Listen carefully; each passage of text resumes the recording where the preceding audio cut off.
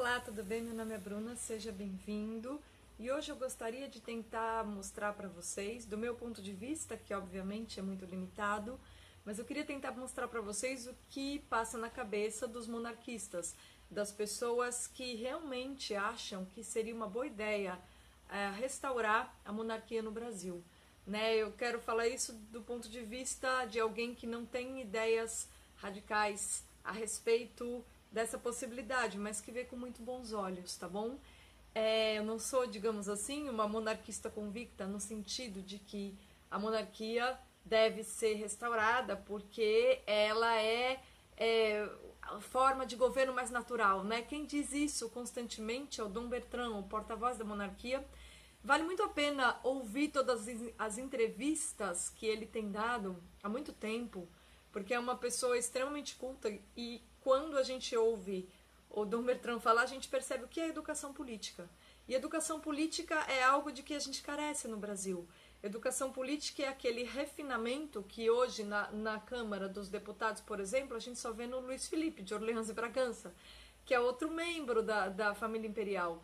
Então, veja, para começo de conversa, antes de você decidir se eu sou uma maluca por estar falando em restauração da monarquia ou não, eu pediria que você analisasse as entrevistas e tentasse perceber na maneira sutil, sempre educada e necessariamente agregadora como o Dom Bertrand lida com cada um dos entrevistadores, que às vezes lhe fazem umas perguntas assim idiotas e ele com toda a gentileza do mundo tenta responder sem deixar muito óbvio que o jornalista foi um imbecil, né? O que é de uma grandeza que a gente não vê na política nacional, que está lotada de pessoas arrogantes. Eu gostaria de solicitar que primeiro você assistisse as entrevistas do porta-voz da família imperial. Depois você vem me dizer se eu sou maluca ou não, tá bom? Existem dois argumentos que eu gostaria de avançar. E se você acha que eu estou fazendo isso, porque hoje é dia 13 de maio, dia em que a princesa Isabel assinou a abolição da escravatura, sim, tem a ver. Sim, eu acho que a data é propícia. É preciso que a gente relembre que a família imperial era abolicionista, convivia, assim, permitia no seu círculo abolicionistas notórios, como André Rebouças, e eu acho que isso deve ser lembrado, isso a gente deve dizer mais, né? Porque o que eu mais ouço por aí é aquela tese um pouco duvidosa de que a abolição da escravatura se deveu ao interesse das elites da época que passaram a pensar que empregar uma classe baixa seria menos dispendioso do que manter escravos. Isso não é verdade. As oligarquias ficaram loucas da vida com a abolição, tá? Tanto que aquela frase muito conhecida da princesa Isabel, eu prefiro libertar os escravos do Brasil do que salvar a minha coroa, não é à toa que essa frase ficou tão conhecida. Ela sabia o risco que era assinar a Lei Áurea, tá bom?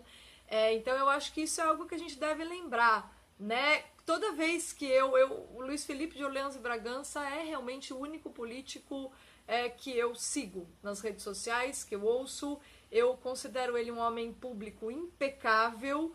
E eu confesso para vocês que eu comecei a realmente pesquisar, li a Constituição de 1824, fui analisar o mínimo de documentos históricos, ouvi pessoas que contribuem para esse debate sobre a possibilidade de restauração da monarquia, graças à atuação dele no Congresso, graças à atuação dele como ativista, como figura pública, graças às linhas e entrelinhas do seu discurso. Quando eu vejo Luiz Felipe atuando, eu percebo que é educação política, né? O contraste é muito grande entre ele e outras figuras que a gente tem na política brasileira. Então, o primeiro argumento das pessoas que realmente acham que poderia ser uma boa ideia a gente restaurar a família imperial no Brasil é justamente que esse tipo de... Não é fácil, política não é fácil, tá? E a gente fala aristocracia, as pessoas estão habituadas a se incomodar com a ideia de aristocracia, porque dizem, imagina, você vai partir do pressuposto que tem pessoas melhores e porque eles são os melhores, eles têm de governar. Pois mas é assim, né? Você prefere que quem cuide do governo, que é a coisa mais difícil de todas, as pessoas que são melhores do que as demais ou as que são piores?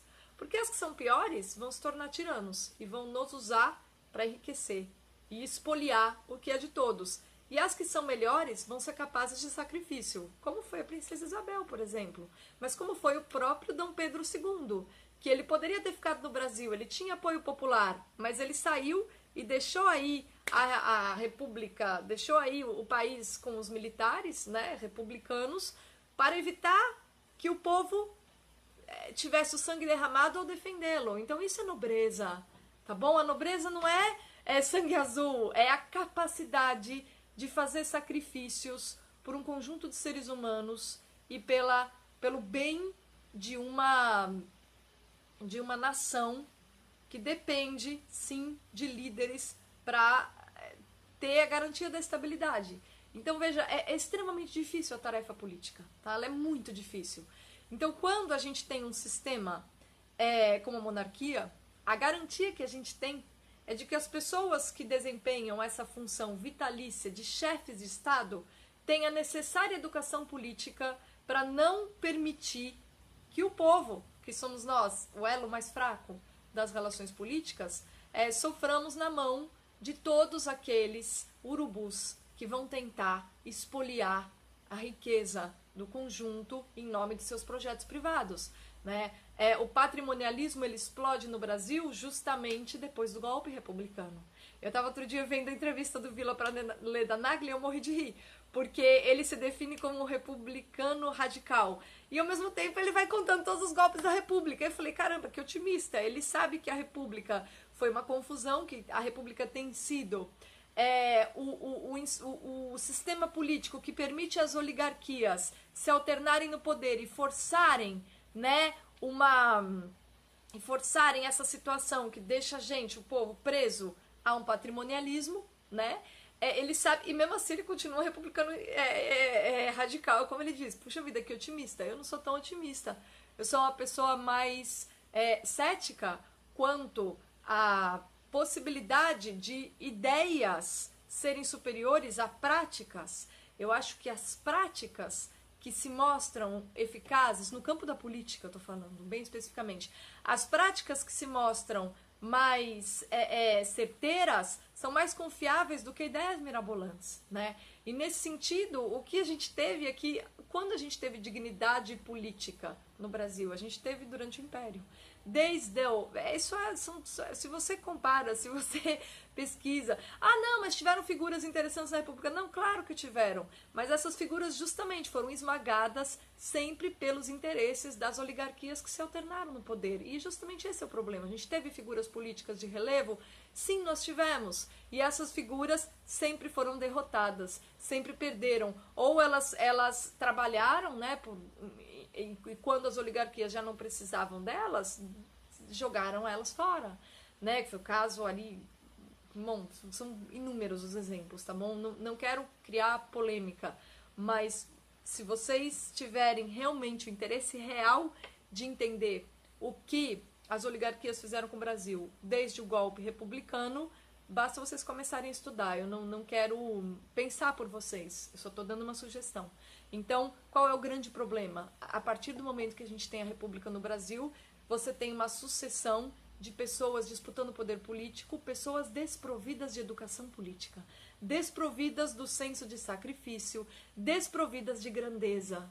E quando a gente tem pessoas desprovidas de grandeza controlando a política de um país, você vai ter mesquinharia em cima de mesquinharia, tá? Então esse é um dos argumentos principais das pessoas que apoiam, né, uma possível restauração do Império. São pessoas que entendem que você nunca vai ter uma nação realmente forte, estável, tranquila, onde a dignidade dos indivíduos seja respeitada, se você não tiver, para começo de conversa, chefes de Estado que pratiquem e demonstrem com gestos esses valores, tá?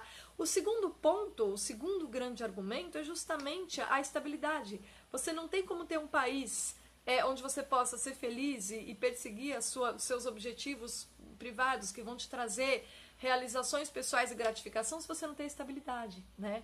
E desde a República a gente vive uma instabilidade insana. Foram inúmeros golpes, inúmeras constituições, assim, a gente não tem estabilidade no Brasil. Você tem, assim, pequenos períodos, 10 anos de estabilidade, 20 anos. Com isso, por exemplo, a educação, que é um problema que você vence com 20, 30, 40 anos de trabalho, como é que com, sei lá, 10 anos de estabilidade, né, que a gente teve em alguns momentos, você resolve, você enfrenta o problema da educação, você não supera esse problema.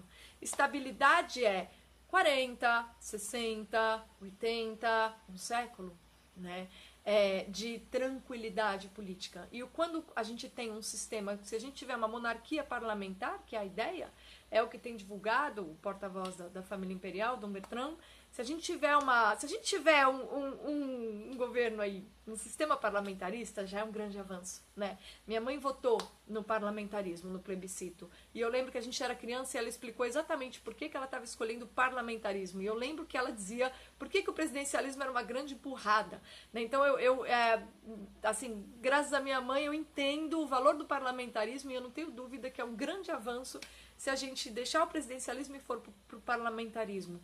Porém, existe um problema no Brasil que é a quantidade de oligarquias, a tradição patrimonialista, o hábito arraigado dessas oligarquias em disputar o poder, em dar um jeito de se apropriar do que é público para ampliar suas fortunas privadas, né? E nesse sentido é que eu vejo com muito bons olhos a possibilidade da gente ter uma estrutura de monarquia constitucional com o poder moderador, né? Porque nesse sentido a gente tem uma família que realmente tem um nome a zelar e tem uma reputação junto ao povo a preservar, que jamais vai colocar pequenas políticas, pequenas orientações partidárias e de governo acima da essência da política, que é justamente mediar os conflitos e manter a estabilidade de um país para que as pessoas, dependendo de suas aspirações pessoais, consigam perseguir os seus objetivos, né, de maneira pacífica e calma. Então, se a gente tiver um poder moderador, a gente tem um freio para o patrimonialismo e para essa atitude de urubus que as oligarquias têm demonstrado no último século, tá? Então é isso que passa na cabeça das pessoas que apoiam a monarquia hoje, né? Você tem aí uns malucos que confundem tudo, que acham que é monarquia absolutista, mas imagina, isso não tem nada a ver com a tradição brasileira. Quando o império é instalado no Brasil, as revoluções já tinham ocorrido na Inglaterra, nos Estados Unidos, na França, né? E José Bonifácio e outras figuras que foram muito responsáveis pela fundação do Brasil, né? Os patriarcas da independência, são pessoas que já tinham a consciência total de que a cultura parlamentar era uma exigência que vinha à tona naquele momento. Então, e é muito curioso, né? Se você ler, dá uma lida na Constituição de 1824, vale a pena, vale a pena. Agora, se você analisar lá todos os poderes atribuídos ao tal do poder moderador, que era atribuído ao imperador, você vai ver que ele tinha poderes demais, porém o Dom Pedro não exercia esses poderes. Ele tinha poder de, se acontecesse uma desgraça, digamos, diluir o parlamento, num caso de extrema necessidade, para salvar o país, num caso de extremo falência das instituições, ele poderia ter uma série de medidas bastante radicais. Porém, o que a gente observou na prática? Uma cultura parlamentar. A criação de 2 partidos. A alternância de poder. É isso que a gente observa se a gente rever a história do Império, né? Se a gente lê os romances do Machado de Assis.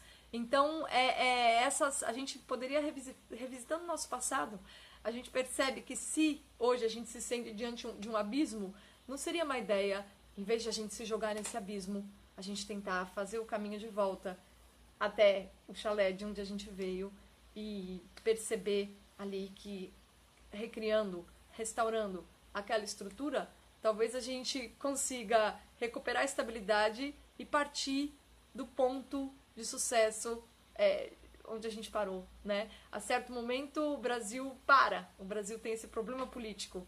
Agora, como resolver esse problema político? A restauração da monarquia realmente tem um potencial muito grande de resolver. E se você acha bonitinho ir pra Inglaterra e ver a troca de guardas da rainha, deixa de ser caipira e pensa que você está num país que pode ter grandeza, uma grandeza muito superior a qualquer país europeu. É só a gente deixar de ser idiota, observar nossa tradição, ver o que a gente tem de melhor, entender a dignidade da família dos Bragança, que realmente o Luiz Felipe fez esse favor, né, para o povo, que é demonstrar o que é dignidade política, o que é educação política. Ele faz isso todo dia, né? Então ele mostra a que viria a família imperial e é algo muito auspicioso, né? Observem tudo isso, deixem de ser caipiras e analisem no sentido de achar bonito na Inglaterra, mas achar absurdo aqui, e vejam que poderia ser uma saída muito interessante para a gente não só recuperar a dignidade política, como também conquistar uma promessa de estabilidade, para que finalmente o Brasil alcance enfim, alcance o caráter grandioso que ele pode alcançar, por ser um país com tantas virtudes, tantos atributos, tá bom? Era isso que eu tinha a dizer para vocês hoje. Se vocês acharam interessante esse vídeo, podem compartilhar aí com pessoas que acham um absurdo que acham que os monarquistas são idiosincráticos. Compartilhem para que as pessoas comecem a entender que, na verdade, não. A gente só resolveu rever nossas ideias e perceber qual seria o melhor caminho para a gente superar alguns erros que há décadas a gente não consegue superar, tá? É só isso, é uma alternativa extremamente interessante, que valeria muito a pena a gente considerar a sério, tá bom? Obrigada pela companhia e até a próxima.